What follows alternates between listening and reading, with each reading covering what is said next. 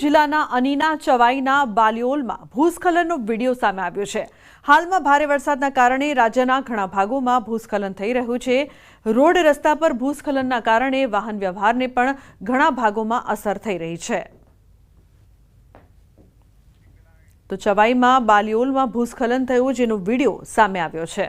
તો કુલુના આનીમાં ભૂસ્ખલનનો વિડીયો જોવા મળી રહ્યો છે। આપ જોઈ શકો છો કઈ રીતે ભૂસ્ખલનની આ સમગ્ર ઘટના બની છે। છત્તીસગઢના કેટલાક ભાગમાં પણ ભારે વરસાદનો કેર છે। સુરગુજા જિલ્લાના મેનપટ બ્લોકમાં ઘૂનઘટ્ટા નદી પાર કરતી વખતે વૃદ્ધ વ્યક્તિ અચાનક પૂરમાં ફસાઈ ગયો હતો। નદી પાર કરતી વખતે અચાનક પૂર આવ્યું। વૃદ્ધ વ્યક્તિ કલાકો સુધી પૂરના જોરદાર પ્રવાહમાં ફસાઈ ગયો। કોઈક રીતે વૃદ્ધ વ્યક્તિ નદીમાંથી સુરક્ષિત બહાર નીકળી ગયો। તો ઘરે પરત ફરતી વખતે વૃદ્ધ વ્યક્તિ નદીના પૂરમાં ફસાઈ ગયો હતો।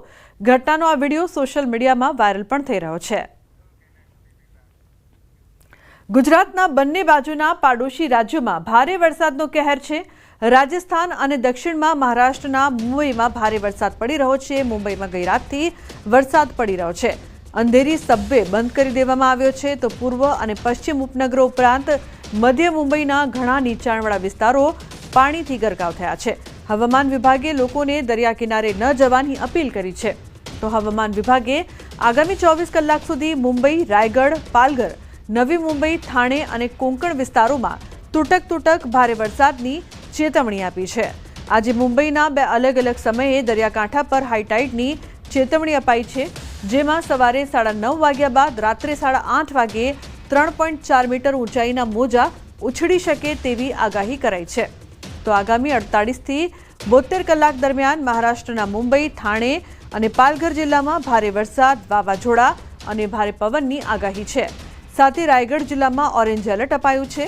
આજે મુંબઈમાં 95% વરસાદની શક્યતા છે। ખાસ કરીને મોડી બપોર અથવા સાંજે ભારે વરસાદની શક્યતા છે। છેલ્લા 48 કલાકથી પાણી ભરાઈ જવા અને ટ્રાફિક ખોરવાઈ રહ્યો છે। તો રાજસ્થાનમાં ચોમાસાની કૃપા હવે ટોંકમાં આફત બની રહી છે। સતત વરસાદના કારણે નદીઓ, નાળા અને તળાવો છલકાઈ રહ્યા છે। ટોંક તાલુકાના બરવાસ ઇસ્લામપુરા ગામના તળાવમાં લીકેજ થવાથી મોટું ધોવાણ થયું છે। આવી સ્થિતિમાં તળાવમાંથી પાણી સતત વહી રહ્યું છે। તળાવ તૂટવાની માહિતી મળતા જ એસડીઆરએફ, નાગરિક સંરક્ષણ અને પૂર નિયંત્રણ અધિકારીઓ ઘટના સ્થળે પહોંચી ગયા છે। તેઓ માટીની બોરીઓ મૂકીને તળાવનું ધોવાણ અટકાવવાનું શરૂ કર્યું હતું। આ તળાવનું બધું પાણી નયાગાંવ ડેમમાં જશે। આવી સ્થિતિમાં વધારાનું પાણી નયાગાંવ ડેમ માટે ખતરો ઊભો કરે છે।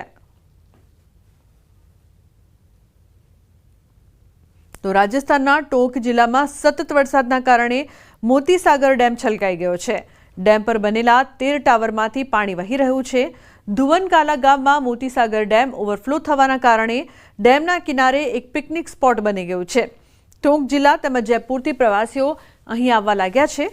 અહીં કોઈપણ પ્રકારની સુરક્ષા વ્યવસ્થાના અભાવે લોકો જીવના જોખમે ડેમની દિવાલ પરથી કૂદતા જોવા મળી રહ્યા છે।